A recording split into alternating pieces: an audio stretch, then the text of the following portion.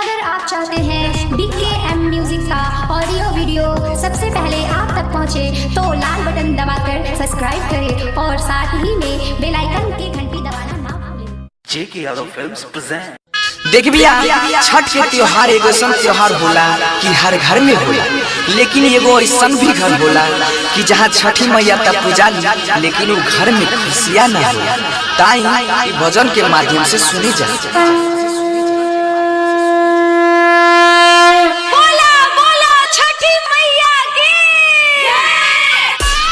JK Yadav Films।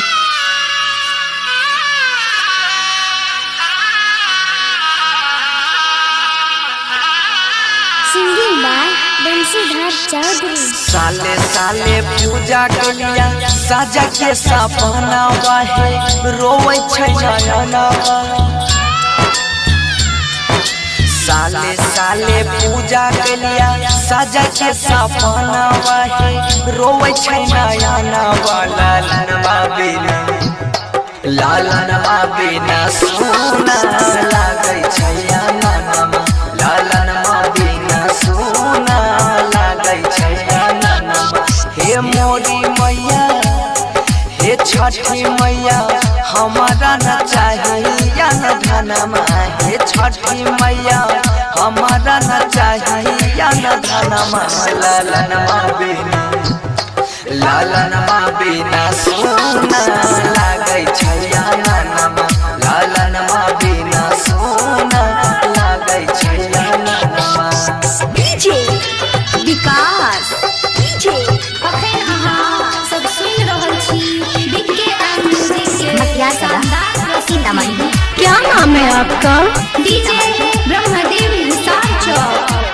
Singing by Bansidhar Chaudhary. बेटिया बछिया फेरी तो नजरिया भेलै कबहन कसूर है। मन सब पुराई हमर हे छठी मैया, सुपवा चढ़ई बाजर तो कहिया मैया पुरतै मोरा हया जमनमा। तो कहिया हे मैया पुरतै मोरा हया जमनमा। लालनवा बिना सोना लागे छै ननमा, लालनवा बिना सोना लागे छै ननमा। डीजे विकास डीजे विकास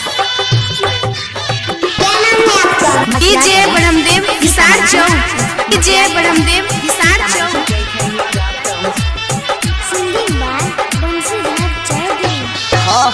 रही के उपास माई करै छी पूजा, सुनिला नदी लहावा के दुख हे। घरवा के लोग सब महारै छै काना, कहिया पैया चहारा के सुर।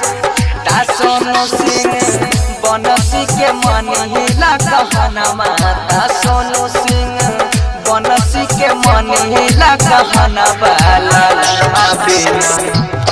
लालनवा बिना सोना लागे छै ननमा, लालनवा बिना सोना लागे छै ननमा।